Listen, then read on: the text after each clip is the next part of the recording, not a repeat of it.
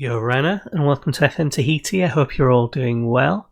In this episode, we're going to take on the Eels and probably the Takaroa Terrors as we try to start to put together a kind of slightly better run of form, see if we can maybe push for the title. We're not going to push for the Inter-Island Cup because you can see we're knocked out of that by Tupai earlier on. So it's just the Mutiny Trophy and the Premiership we've got to focus on. And if we win the Mutiny Trophy, then maybe the Shield of Pride right at the end, but no O-League for us. You can see our recent form's not been too bad. We've got a slight change in tactics. We'll see if this carries us through. I'm going to talk a little bit about how I'm going to assess some of the tactics in a little while as well. But hopefully we'll get some results and this tactic will be doing the job for us. Just to recap on the league itself. So we're 4th, 32 points. Humpbacks all the way up there in first place are a good 9 points ahead of us. So there is a bit of a gap for us to try and claw back. If you look at the player stats, they've got 2 strikers, Luca Barr and Bahrain, who are banging them in comparison. Good average ratings. Sam Porter's doing well with the assists he plays for our Austral Islands side as well. So they're a strong side currently, having a good season, but we'll see what we can do, see if we can close that gap. I don't think we're actually going to... Oh, what's going on here? Is everyone in the wrong position? No, they're just a lot stronger than us, that's what that is. Let's make some changes. Yeah, I don't think we're going to actually beat...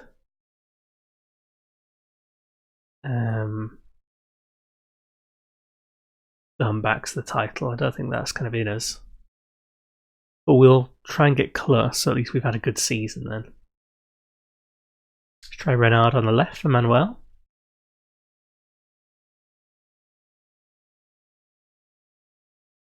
Dave Kerr, I think, can come back in for Hewitt. See how this goes. Where's Spearling? Still injured. It's been a few days since I played any of this. Spearling's still injured.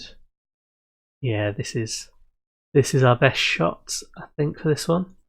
Give it a whirl. I think I need to turn down the... I think I might be on comprehensive rather than extended. We'll see in a second. Quentin Beauvalet, Martin, good players in their team. Go on, right there.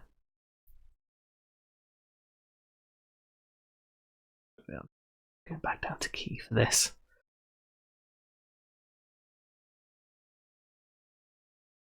So as I'm recording this is the day after the first proper FM20 reveal. So the bit about all the different features like new development page, club vision, long-term goals, the different contract types, change to the graphics,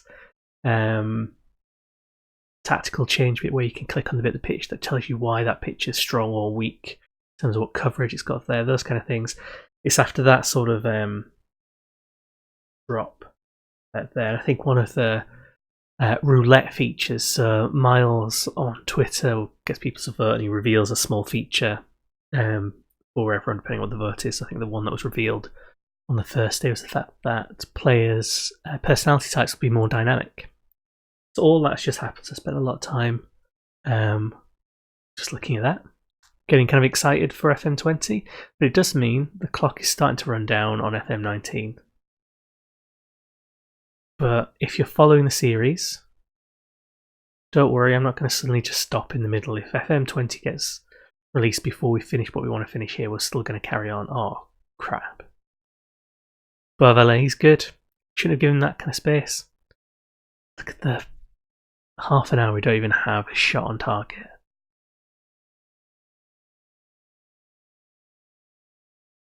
Look at that.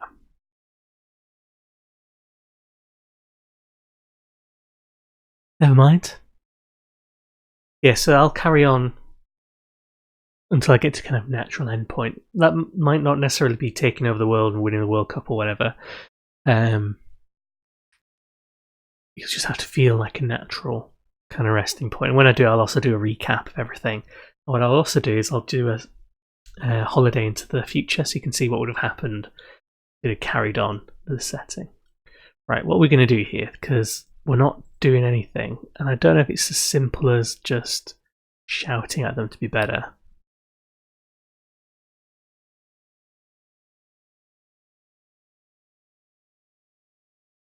You might just have to go back to this. We do have another striker on the bench. Chidion.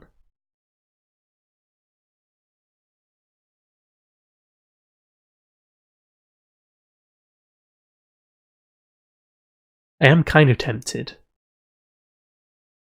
If our results don't improve too much. I mean, I know we've had a good run of form before this, but the play's not been great. Ooh, that was alright though. But if we can't, get back to strong performances regardless of the score, then I might tweak the tactics again and just go all out hoofball again. Go for the right of the week. We are one of the smaller sides in the Premiership, so we might go hoofball if we need to. Or I might do that for the start of the next season as well. We'll consider it.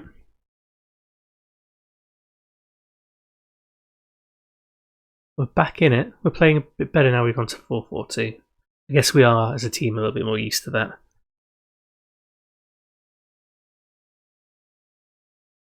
It's not been spectacular. So when this comes out, this will probably be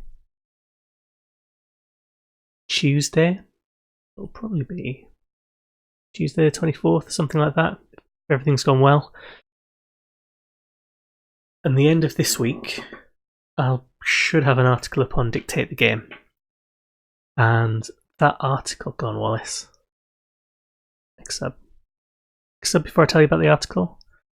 My mouse is just mental at the moment. Cly on there. Let's bring in I for Renard as well. Yes, the article coming out on the Friday should hopefully, I've finished crunching all the numbers for the stat series, be about calculating using a particular type of match statistic that's used in the real world called expected goals, or XG, which you might have come across before. You can't naturally pull that out of Football Manager as it stands. It's a slightly labour intensive statistic, so I can go through how I've managed to pull it out. Now I try to make it as sort of painless as possible. It's still pretty painful. Oh, there we go. We do have Pujol in the goals rather than Smith because of his injury, but he's doing okay. We'll take a draw at this point, considering how badly we started. So yeah, expected goals, it's all about the kind of quality of chances your team gets, and it's a really good way of assessing how good your tactic is in terms of producing chances. You might not necessarily score them all, but you get an idea of how many goals you should really be scoring, on the balance of probabilities. So if you've got a tactic that's got low XG, it suggests that you're not getting in the right positions. If you've got a tactic that's got really high XG, then it suggests you're getting a lot of dangerous opportunities. Whether that actually translates into goals at the end of it is a different matter entirely, but it's a good marker of how your tactic's doing, especially if you're making a tactical change. Because like the tactical changes I've made here, I'm doing kind of blind in terms of statistics. I'm just watching the matches and seeing, does it feel like we're getting better or not? And there's an issue of perception there because I'm not very good. Although we have salvaged this draw. So we're going to skip past our next match, which is going to be the Mutiny Trophy match, because I believe we have already qualified. Yeah, so it doesn't matter what happens. Yeah, we've qualified for the final already. So it doesn't matter about that match. And we will be back for the Takaroa Terrors match. We're down here. Touch the sides of that, I should probably say, because he did get sold. I didn't think it was worth protesting, because I'd already kind of said that I'm not convinced he's the most prolific of strikers for us. I'm pretty sure they would have overruled me anyway, just because they've said, well, we're in debt. And he also just gave him the opportunity in the comments afterwards in the media to just lash out at the chairman, which is always fun to do. But Lookman Chitty's gone. I don't think we'll miss him too much because as much as I liked him and as much as I like saying Chitty Bang, I'm sure you will all be sad that he's gone. He's not integral. He's not a huge amount sort of better than anything else we've got. Also, sorry if you hear my chair squeaking. I'm gradually breaking it. So we're going to go into the match now without Chitty, so we need to find someone to put on the bench as a replacement, which anybody at this stage would do. Bring Manuel back in. Chabert, where he is a striker. And let's see what we do with this. Some of the players are a little bit tired, but we'll see what's what. The Humpbacks beat AS Chance in the league 3-1, so they've extended their lead even further. Maxime Guerin, he's doing alright in the league. Doesn't look amazing at the moment, but he's doing alright. No other names particularly stand out. Be passionate out there and do whatever.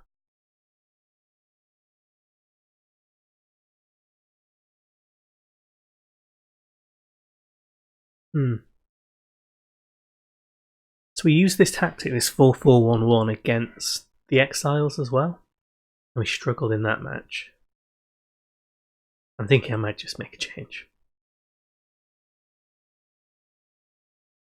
I'm thinking the start of the next episode, if I don't perform particularly well in this match, start again. I'm not going to use the kind of tactic we're using internationally. I'm probably not going to use the 5-4-1 or the variant of it that I've used to get Preston promoted to the Premiership in my kind of offline save. That is in the year 2042, so it's a very different state of affairs generally. Also a very kind of depressing 3 that got promoted to the Premiership. There's me as the... Oh, was that not over the line?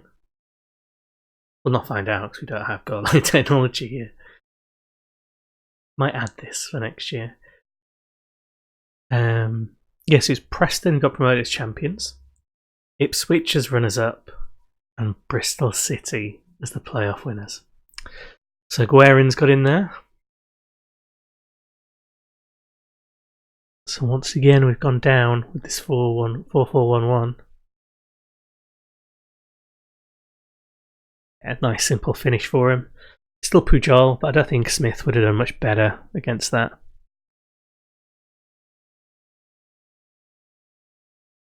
Interested to see what my expected goals and expected conceded would be for this. I was kind of hoping when the some of the teaser screenshots came out when FM announced the kind of Arsenal version of the game, and lots of people paused the trailer so they could see the screenshots. There was some sort of talk about what one of the little graph options was about. It looks like it's about the development players, but I was hoping it'd be Gordon Wallace. Okay, there he is. Kind of against the run of play generally, but we'll take it.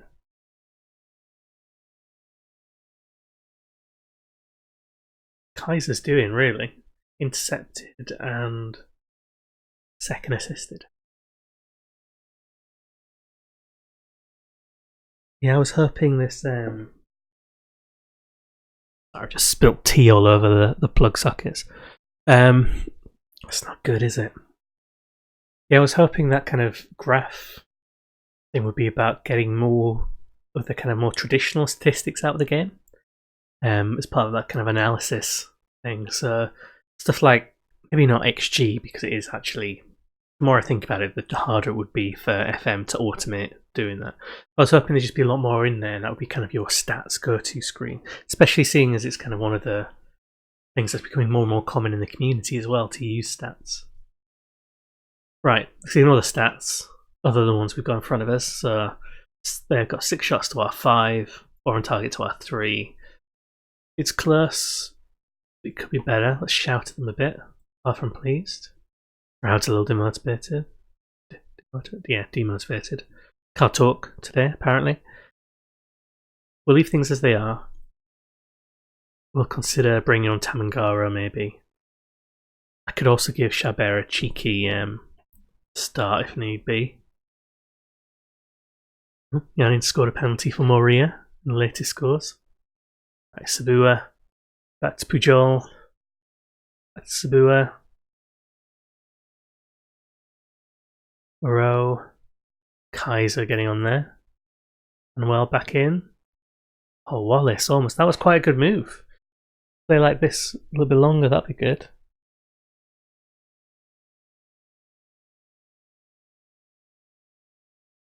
Kaiser getting involved. Oh, Kerr. Good position. What's the kind of aim of having him in that kind of hole? Is that he'll pop up and do things like that, but quite go as planned. Glad to get more into this.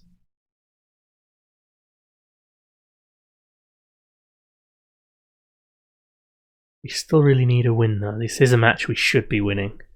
Takaroa Terrors are a smaller team than we are. Right, Sabua. Hopefully this is a good move from us, all the way from the back. Back to Pujol. Drawing him in. Long ball for Wallace. He's through. We could not finish.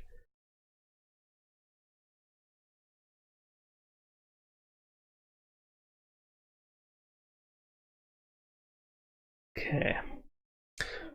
One of the things that was mentioned in the release, I'm not going to go through all the features, it's just something that struck me whilst I was thinking about it, but one of the things that came through the release screenshots was the idea of having sort of wet and dry pitches, so damp and dry pitches. So puddles forming, seeing where the slide tackles are, rough spots if it's a dry pitch, and so on. I'm hoping that means gameplay is affected by weather, because I'm loving the idea. Go on, Kerr. Loving the idea of playing kind of hoofball in the rain, cutting up the pitch and basically destroying it. I love the idea of the weather basically meaning that in certain situations, hoofball is a good strategy because it gets it off the ground, which is all cut up, and gets it into the air. I hope it's not just a cosmetic change.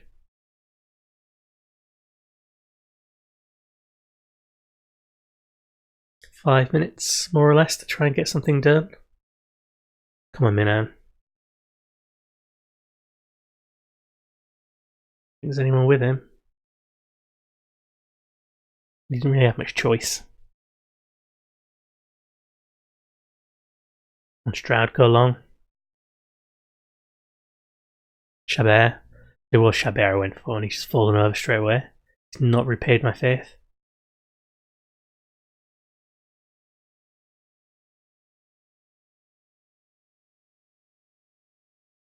They're knocking around alright. I think this might just be one of those.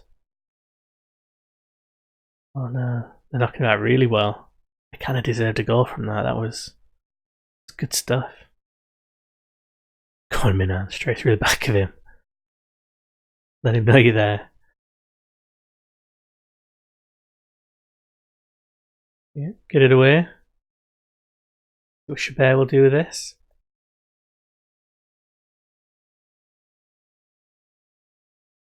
Come on, Bon then.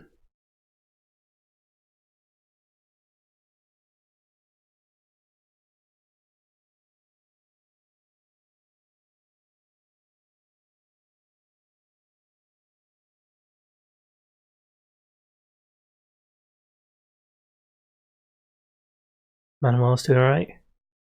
Chabert. Chabert was a mistake. That was nostalgia. Nostalgia has driven me to put Chabert on. And it's not quite worked out. Maybe he would have squeezed the goal out. Probably not. There we go then. Let's have a look and see where we are in a second in the league table. It'd be nice to say we're unlucky, because I guess we kind of were. So we're fifth now. We slipped a bit. Joint points with Moria. But they've also got 2 games in hand on us, so probably not really joint points with them. Ish Chancel also got 2 games in hand on us, so we are far away from the top as it currently stands. But we'll come back in the next episode, probably for the hunt. Well, we'll come back for the humpbacks and maybe Motu 1 matches.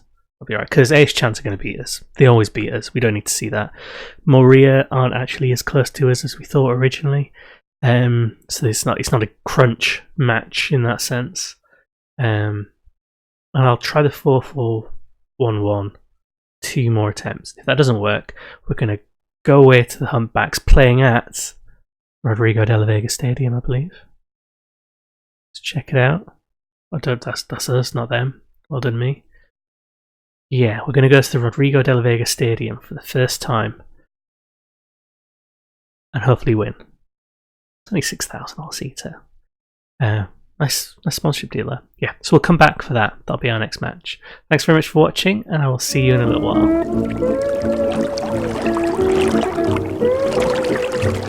while.